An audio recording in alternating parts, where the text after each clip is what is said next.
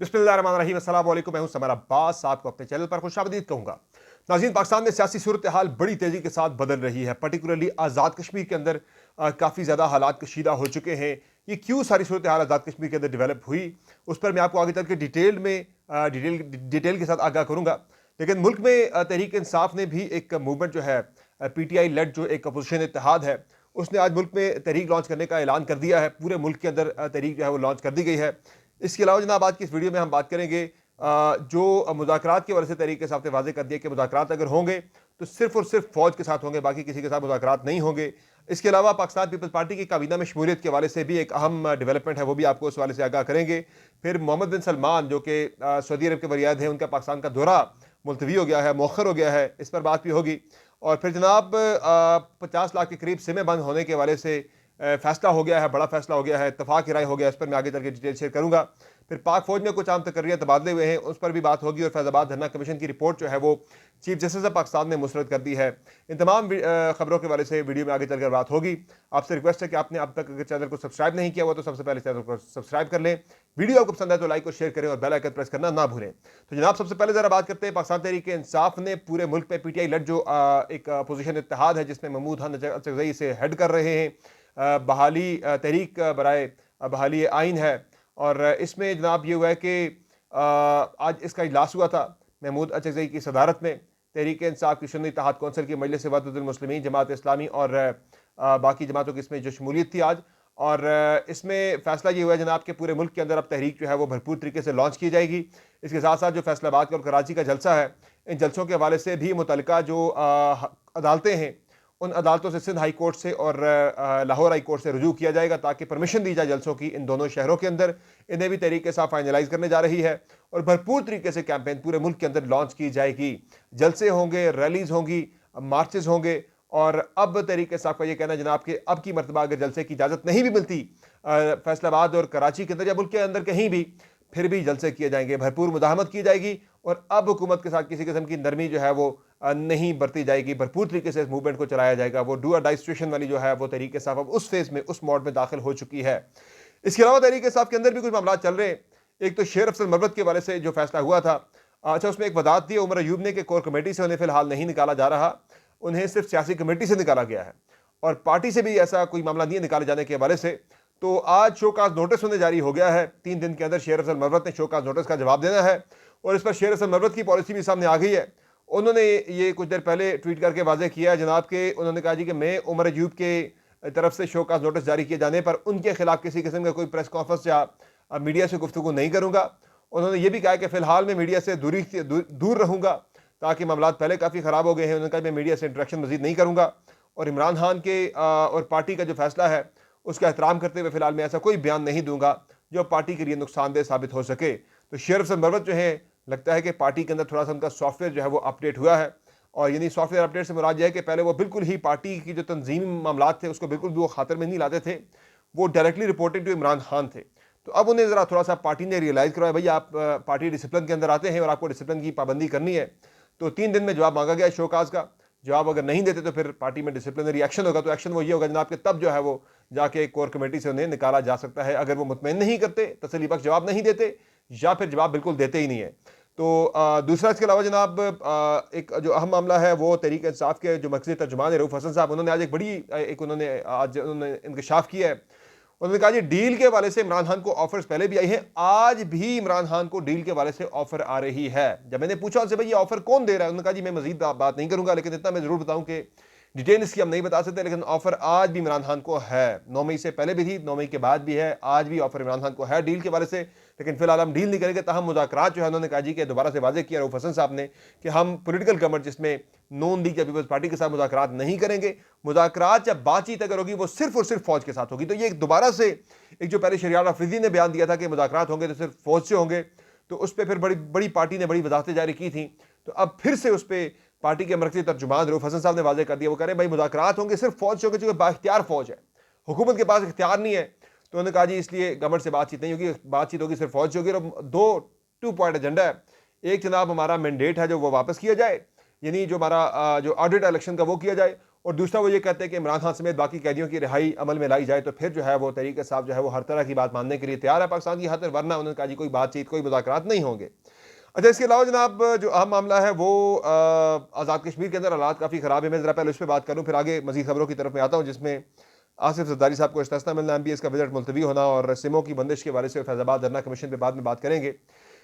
अच्छा, एक तरफ तहरीक इंसाफ ने सेंटर में यानी पूरे पाकिस्तान के अंदर अपनी मूवमेंट लॉन्च कर दी है, उधर आज़ाद कश्मीर के अंदर भी एक मूवमेंट शुरू हो चुकी है। ये मूवमेंट जो है किसी सियासी जमात ने शुरू नहीं की, बल्कि पूरे आज़ाद कश्मीर के अंदर एक्शन कमेटीज़ बनी हुई हैं। और एक्शन कमेटीज़ को कुछ ताजर लीड कर रहे हैं और कुछ पॉलिटिकल पार्टीज़ के रिप्रेजेंटेटिव्स हैं तमाम कमेटीज़ के अंदर। और इसमें मेरी जो इंफॉर्मेशन है, जो मैं आपको बता रहा हूँ, अपना तज़किया दे रहा हूँ, अपनी इंफॉर्मेशन दे रहा हूँ, वो ये हुआ जनाब कि ये तहरीक शुरू तो बड़े जेन्युइन इश्यूज़ के ऊपर हुई थी कि बिजली का मसला था, आटा बड़ा महंगा था आज़ाद कश्मीर के अंदर, बाकी जगहों पे 1200-1500 का था, कश्मीर में 3100 रुपये का था। उस पर एहतजाज शुरू हुआ था बिजली की कीमतों के बारे से, नेट हाइडल प्रॉफिट को लेकर कि कश्मीर में जनाब वो नेट हाइडल प्रॉफिट उस तरह से नहीं मिलता, रॉयल्टी नहीं मिलती। मंगला डैम वगैरह की तो बिजली सस्ती थी, मिलनी चाहिए। बिजली जब लास्ट टाइम पिछले साल महंगी हुई थी तो तब लोगों ने ये मूवमेंट शुरू की थी, बड़े प्रोटेस्ट हुए थे, बिल जलाए गए थे। अब ये हुआ जनाब के मुतालबा ये सामने आने लग गया जनाब कि आप ये करें कि बिजली जो है, जो इसकी प्रोडक्शन कॉस्ट है 2.5-3 रुपये, उस पर बिजली आप आवाम को फराम करें।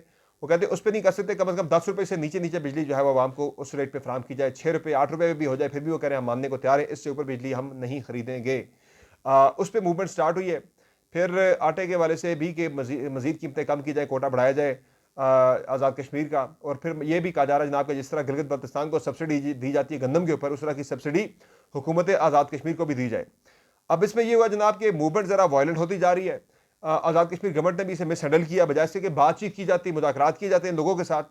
ये मैं पहले आपको बता चुका हूँ कि चूँकि इस मूवमेंट में जो असल लोग हैं जो इस मूवमेंट को लेकर चल रहे हैं आगे, उन लोगों में कुछ नेशनलिस्ट हैं जो पाकिस्तान को नहीं मानते, वो खुद मुख्तार आज़ाद कश्मीर के यानी खुद मुख्तार कश्मीर के हामी हैं। तो नेशनलिस्टों ने चूँकि इस मूवमेंट को हाईजैक कर लिया है और अब वो गवर्नमेंट ऑफ पाकिस्तान को ज़रा बैकफुट पे डाल रहे हैं, एक के बाद एक कदम। अब ये बिजली जो है वो प्रोडक्शन जो रेट है उसके ऊपर ही जो है वो बिजली दी जाए, ये एक बड़ा मेरी नज़र में, मैं खुद मेरा अपना ताल्लुक आज़ाद कश्मीर से, मुजफ्फराबाद से है, तो ये बड़ा एक गैर मनतकी सा एक मुतालबा है।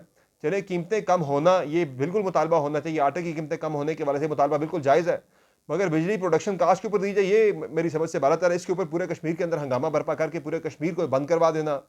और फिर जनाब हफ्ते का रोज़ था जनाब, तो बड़ी एक हैवी किस्म की पहिया जाम हड़ताल पूरे कश्मीर के अंदर, बड़ी कामयाब हड़ताल हुई है। वैसे ताजरों से ज़्यादा जो सिविल सोसाइटी उससे ज़्यादा हुकूमत ने खुद ही पूरे कश्मीर को बंद कर दिया था, चूँकि एक लॉन्ग मार्च होना था, मीरपुर वाली साइड से निकलना था, कोटली मीरपुर से, और वो पहुंचना था मुजफ्फराबाद। उसको बंद करने के लिए जनाब सारे रास्ते खुद ही गवर्नमेंट ने बंद कर दिए, जगह जगह से लॉकडाउन कर दिया पूरे कश्मीर के अंदर।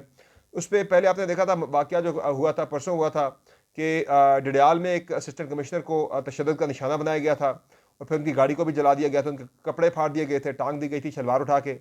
अब ये हुआ जनाब कि मुजफ्फराबाद के अंदर काफ़ी शेलिंग हुई है, काफ़ी मारा मारी, काफ़ी लाठीचार्ज हुआ है प्रोटेस्टर्स के ऊपर।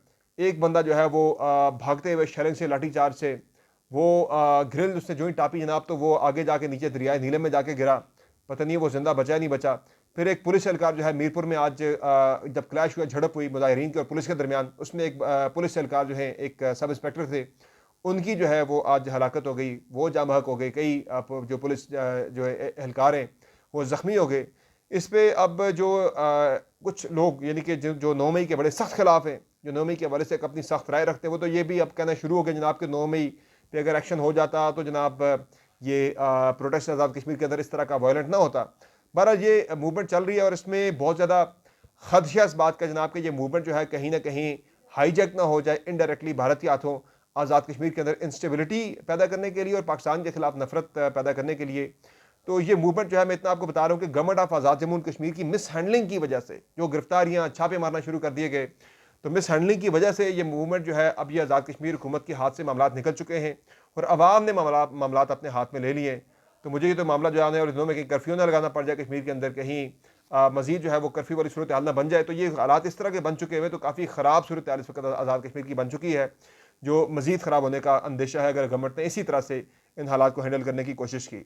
बाकी कुछ सियासी खबरें जनाब, उनमें जब आए हुए कुछ लोग जो है तहरीक इंसाफ पे भी इल्ज़ाम लगा रहे हैं कि जी तहरीक इंसाफ है और कुछ इंडियन एजेंट हैं जो मिलकर ये सारा कुछ कर रहे हैं, इस तरह की बात भी करना शुरू कर दी। और ये भी एक चल रही थी सोशल मीडिया के ऊपर जनाब के इंडिया का जो एक एजेंट है वो उसे पकड़ भी लिया है। बेसिकली वो है कश्मीर का लेकिन वो एजेंट वहाँ से है। ये होते हैं LOC के ऊपर जनाब, वो डबल एजेंट भी होते हैं। जासूसी वगैरह करते हैं आर पार, तो कहते हैं इंडियन एजेंट भी पकड़ लिया जो इस मूवमेंट के पीछे था जनाब, जो सारी जिसकी इन्वॉल्वमेंट है, पकड़ लिया गया, उसकी प्रेस कॉन्फ्रेंस आने वाली है। ऐसी कुछ चीज़ें भी चल रही है, लेकिन मेरे पास इस तरह की कोई इतला नहीं है कोई एजेंट पकड़ा गया हो या पीटीआई इसके पीछे हो। मुझे नहीं लगता पीटीआई वाली बात जो है वो जस्ट एक पीटीआई को बैकफुट पर डालने के लिए जनाब वो ज़रूर है। बाकी जो लोग मूवमेंट के अंदर है वो सारी पोलिटिकल पार्टीज से, तो उसमें पीटीआई के भी हैं, सिविल सोसाइटी है, ताजर है, उनका तल्लुक किसी पार्टी से भी हो सकता है। बाकी सऊदी जो वलीअहद हैं मोहम्मद बिन सलमान, उनका पाकिस्तान का दौरा मुलतवी हो गया। दो सऊदी अरब से काफ़ी इन्वेस्टमेंट पाकिस्तान के अंदर आ रही है। ये जो सियासी अफरा तफरी पाकिस्तान के अंदर है ना, उसकी वजह से इतला जारी है कि उन्होंने पाकिस्तान का दौरा अपना मौखर किया है। आसिफ अली जरदारी साहब को आज मिल गया जनाब इस्तिस्ना, सदारती इस्तिस्ना मिल गया है तोशाखाना केस के अंदर और दीगर जो उनके खिलाफ जारी काउंट्स वाले केस जो केस था उनके खिलाफ, बाकी उन्होंने सदारती इस्तिस्ना दे दिया गया है। बाकी 50 लाख सिमें बंद हो रही है पाकिस्तान के अंदर, उन लोगों की जो नॉन टैक्स फाइलर हैं, और इस हवाले से जो ऑपरेटर कंपनीज है, टेलीफोन ऑपरेटर्स कंपनीज जो हैं, उन्होंने भी इत्तेफाक राय कर ली है जनाब कि ठीक है ये सिमें बंद कर दी जाए। पहले वो मान नहीं रही थी। बाकी हसन नज़र याद जो है ये कोर कमांडर थे पेशावर के, उन्हें तब्दील कर दिया गया है, यानी कि वो इस महीने रिटायर भी हो रहे हैं। उनकी जगह पर जो है वो उमर बुखारी जो है जनरल रिसेंटली प्रमोटेड, वो बन गए हैं core commander Peshawar. Finally Faizabad धरना कमीशन की जो रिपोर्ट है जनाब वो मुस्तरद कर दी है चीफ जस्टिस पाकिस्तान ने। उन्होंने कहा जनाब एक तो इसमें फैज़ हमीद को बिल्कुल ही कर दिया गया है, एक्जोनरेट कर दिया गया है, और दूसरा वो कह रहे हैं भाई कि जिन लोगों ने किया था टीएलपी का, उनमें से किसी एक बंदे का भी कोई इंटरव्यू, को पूछताछ, कोई सवालनामा, कोई हलफ पे बयान वगैरह उनका नहीं लिया गया। वो कह रहे हैं हलफ पे बयान चुके, उनका कोई उनसे पूछताछ भी नहीं की गई, और फैज़ हमीद को भी एक सवालनामा भेज के उनसे पूछा गया, और उनसे भी जो है कोई बयान अल्फी के ऊपर जो है उनसे ऑन ओथ कोई स्टेटमेंट वगैरह नहीं उनसे ली गई। तो इस पर जो है ये रिपोर्ट जो है वो मुस्तरद कर दी गई है चीफ जस्टिस पाकिस्तान जस्टिस काजी फाइज ईसा की जानिब से। ये 3 रुकनी कमीशन एक बना था, वो जिसमें 2 साबिक आईजी थे और एक और अफसर थे। तो ये कमीशन रिपोर्ट जो है वो मुस्तरद कर दी गई है। तो हालात जो है वो बड़ी क्रिटिकल स्टेज में दाखिल हो चुके हैं। गवर्नमेंट के ऊपर प्रेशर काफ़ी ज़्यादा है कि वो नेगोशिएट कर ले तहरीक इंसाफ के साथ चीज़ों को। अगर नहीं करती तो फिर ये सड़क गर्म होगी पाकिस्तान के अंदर। जिस तरह से MBS का दौरा मुलतवी हुआ है, आने वाले दिनों में पाकिस्तान को सियासी तौर पर मजीद नुकसान भी हो सकता है, मुआशी मैदान के अंदर भी नुकसान हो सकता है। तो ये हालात इस वक्त पाकिस्तान के अंदर जनाब बने हुए हैं। बाकी पीपल्स पार्टी की कैबिनेट में शमूलियत के हवाले से आज ये खुर्रम दस्तगीर साहब ने वादे कर दिया कि बजट के बाद पीपल्स पार्टी जो है वो काबीना का हिस्सा बनने जा रही है। तो दैट्स ऑल फॉर टुडे। इंशाल्लाह अगली वीडियो में फिर मुलाकात होगी। इजाज़त दीजिए। अल्लाह हाफ़िज़।